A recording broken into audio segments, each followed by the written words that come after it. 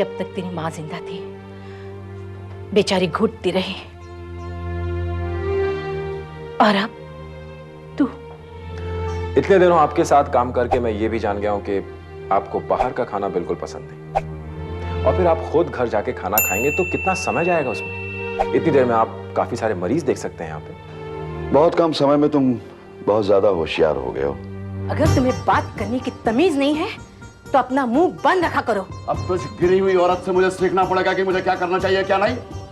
जब मैंने तुझसे पहली बार कहा था कि इस घर की चौखट पर कदम मत रखना, तो आती क्यों है यहाँ पर? बाबूजी ने आज मुझे फिर मारा।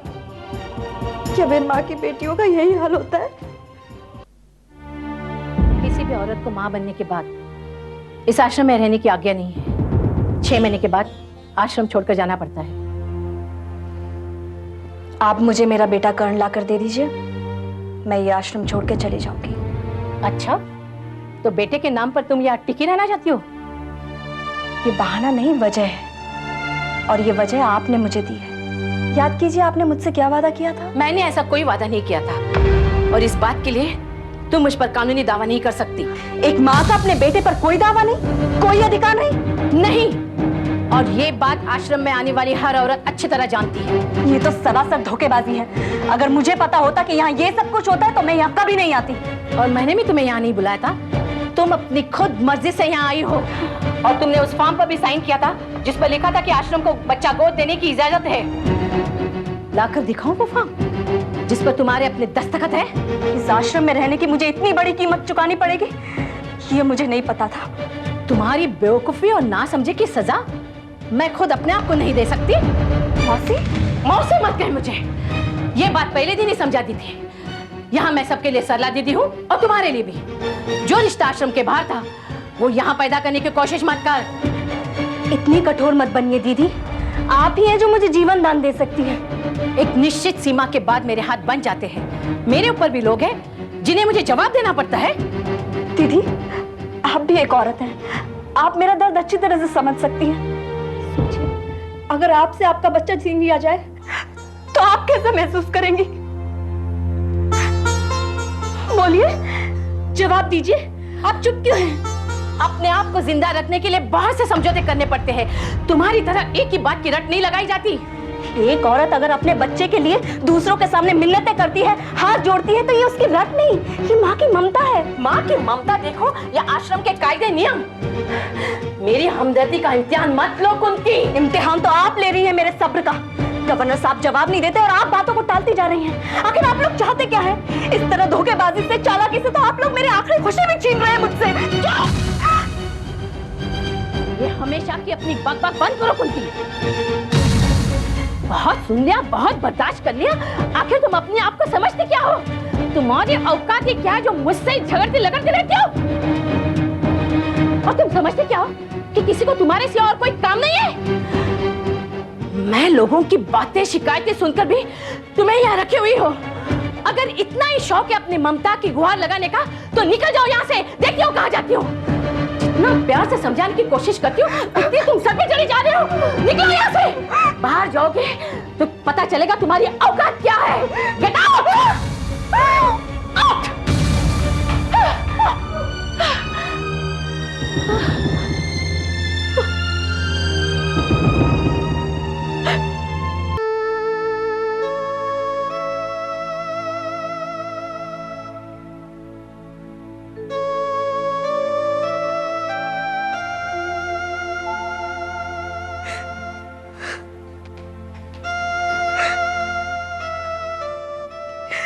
मैंने किसी का क्या बिगाड़ा है जो सब मुझे बर्बाद करने पर तुले हुए? तेरे साथ क्या हुआ? जो तेरे साथ हुआ है वही मेरे साथ भी होगा। सरला दीदी का रवैया एकदम बदल गया है। मैं तो बस चंद दिनों की मेहमान हूँ, सब कुछ छूट जाएगा। ये आश्रम, सरला दीदी की डांट फटकार और तेरा साथ भी। मुझे तो आखिरी चेतावनी भी मिल चुकी है, लेकिन तू जाएगी कहाँ? पता नहीं कहाँ जाऊंगी। तिनके का सहारा लेकर डूबने से बची थी, अब फिर मझधार में आ फंसी हूँ। लेकिन तूने कुछ तो सोचा होगा, तू जाएगी कहाँ? जाने कहा, ससुराल वाले घर में रखेंगे नहीं और मायके में तो कोई है ही नहीं। मेरा तो कोई ठिकाना नहीं है।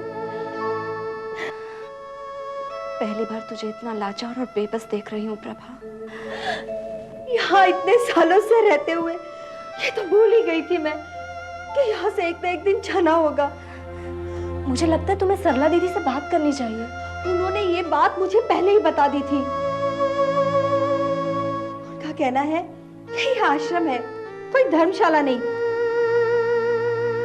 यहाँ आने वाले हर एक को एक निश्चित समय के बाद यहाँ से जाना ही पड़ता है। लेकिन कहाँ जाऊंगी? यही ना, खुद ही इंसान को हर हाल में जीना ही पड़ता है। कुछ ना कुछ तो कर ही लूंगी। तुम्हारी बातें सुनकर मुझे बहुत तकलीफ हो रही है प्रभा। तो वो पहले वाली प्रभा रही नहीं। तेरे चेहरे की वो मस्ती, वो खुशी सब गायब हो गई है। ठिकाना जो छिन गया है मेरा। कुंती, बाहर की दुनिया का सामना करना इतना आसान नहीं होता, मगर फिर भी करना ही पड़ेगा ना। देखती हूँ किस्मत कहाँ ले जाती है।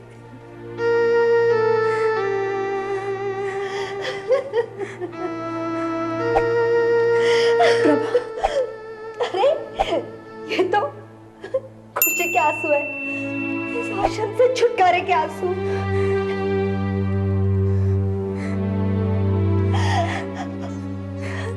ये जिंदगी में दोबारा से हो रहा है मेरे साथ। पहली बार तब सड़क पे आई थी जब सास ने घर से निकाल दिया था। निकल हमारे कलमुही कुलच्छनी, जीते जीते मेरे बेटे को खा गई और अब हमारी इज्जत से खेल रही है। मुझ पे दया कीजिए, मुझे घर से मत निकालिए। कहीं भी जा, हमने तेरा ठेका नहीं ले रखा, समझी? हमारे मुंह पर तो तूने काली पोत दी है और अब तू सोच रही है तुझे इस घर में रहने दूंगी मैं? बच्चा कलमुही, तेरे लक्षण तो पहले से ही खराब थे। इतने दिन तुझे इस घर में रहने दिया, ये हमने गलती की। लेकिन इसमें मेरी भी कोई गलती नहीं। कोई अपना भरोसा देके मेरे साथ खिलवाड़ करके भाग गया है। मैं क्या करूं? तो जाकर ढूंढ अपने उस यार को जिसका गंध पेट में लेकर घूमती फिर रही है। मुझे गालियां दीजिए, मारिए, पीटिए, लेकिन घर से मत निकालिए। मैं कोने में पड़ी रहूंगी।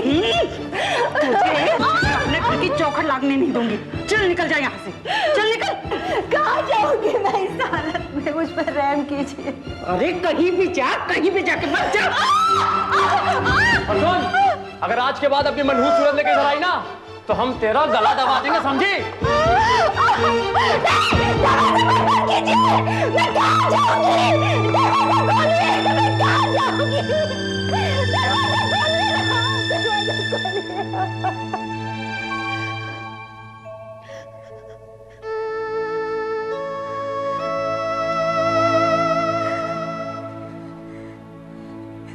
कुंती, तेरी आंखों में भी मैं वही घबराहट देख रही हूँ।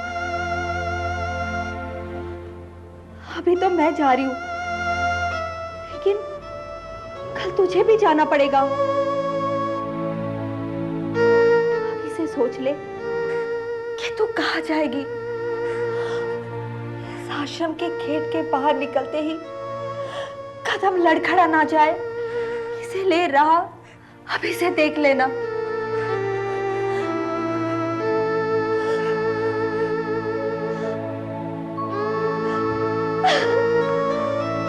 प्रभा,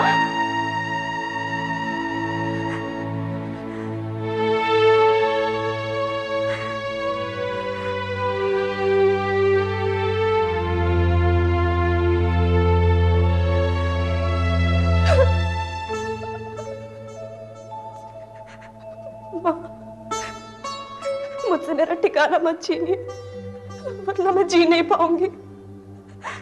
यहाँ से कहीं तो सब खत्म हो जाएगा। मैं अपने बच्चे तक नहीं पहुंच पाऊंगी। माँ, मुझसे आसरा मत छीनिए माँ, प्लीज मेरी मदद करो। माँ,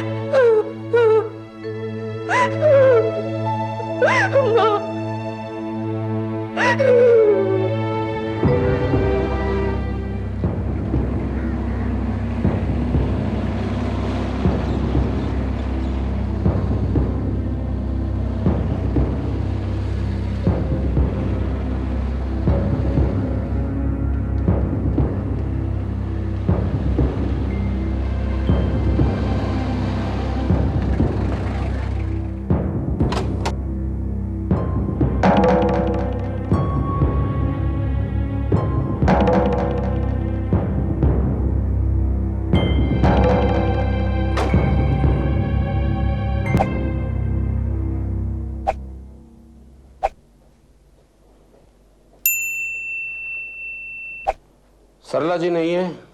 नमस्ते साहब, सरला दीदी रसोई घर की तरफ गई है। आप बैठिए, मैं अभी उन्हें बुलाकर लाती हूँ।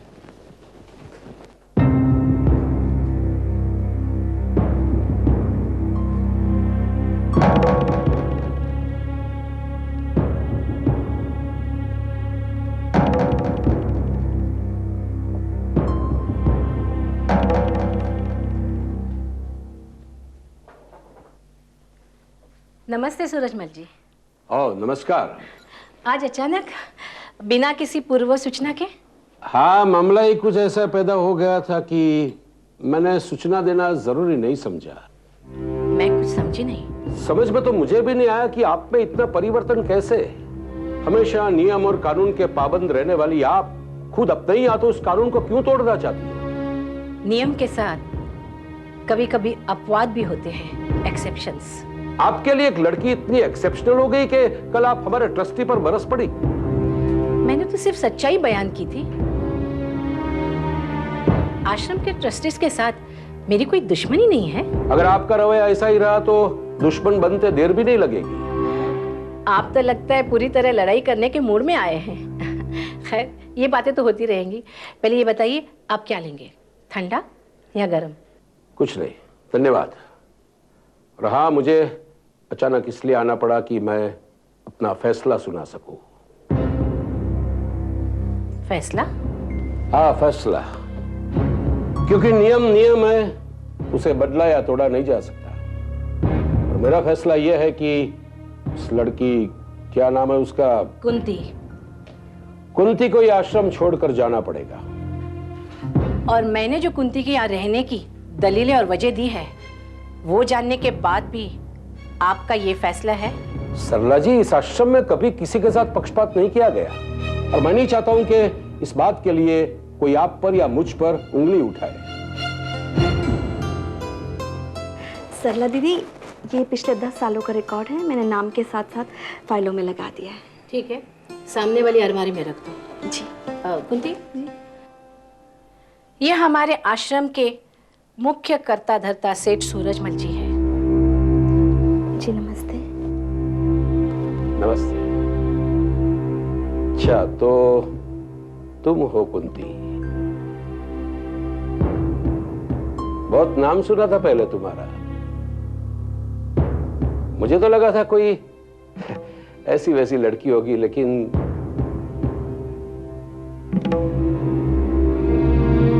तुम तो, सरला जी, ये तो बड़ी सुशील और मेहनती लगती है। ऐसी लड़कियों की तो हमें जरूरत है। मैं इसके लिए कुछ इंतजाम करता हूं। लेकिन आप जो फैसला करके आए? हाँ, लेकिन फैसले तो बदले भी जाते। मैं उन ट्रस्टियों की बातों में आ गया था, लेकिन आज कुंती को देखकर मुझे नहीं लगता कि इस लड़की को आश्रम से निकाला जाए। मैं उन लोगों से बात कर लूंगा। नमस्ते। नमस्ते।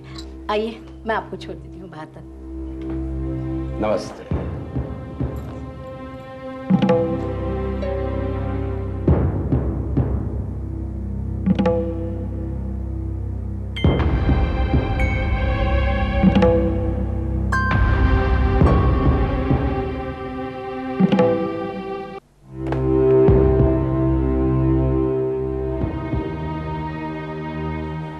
क्या है इस फाइल में? ये उन लेटर्स के रिकॉर्ड की फाइल है जो यहाँ से कुंती के नाम लिखे गए हैं, और इतने सालों में उसे सिर्फ एक ही जवाब दिया जा रहा है कि समय आने पर उचित कार्रवाई की जाएगी। कुंती के मामले में आप कुछ ज्यादा इंटरेस्ट ले रही हैं? जी, उस अकेली का किसी को तो साथ देना चाहिए। वैसे भी उस बेचारी पे क्या गुजर रही है, उसके साथ कितनी नाइंसाफी हुई है।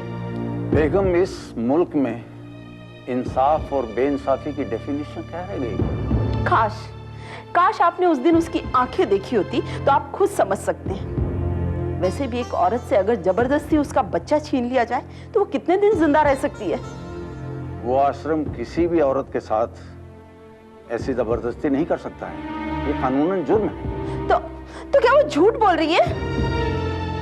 सच तो कतई नहीं। बेहिचक किसी के बारे में कुछ भी सोच लेना गलत है। आपको इस मामले की तहकीकात करनी चाहिए। हमारे लिए और भी बहुत से काम हैं। अगर इन छोटी छोटी बातों को लेकर हम उलझते रहे तो हम तो मुसीबत में पड़ जाएंगे। और कुंती, वो किन मुसीबतों का सामना कर रही है, एक बार ये सोच कर देखिए।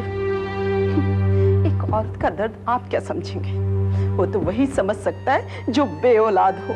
ये जो कुंती को लेकर आप अपना दर्द पैदा कर रही हैं, ये सही नहीं है। कम से कम उसका दर्द तो महसूस कर पा रही हूँ, लेकिन आप शायद इसीलिए ऊपर वाले ने हमें औलाद से महरूम रखा है। लेकिन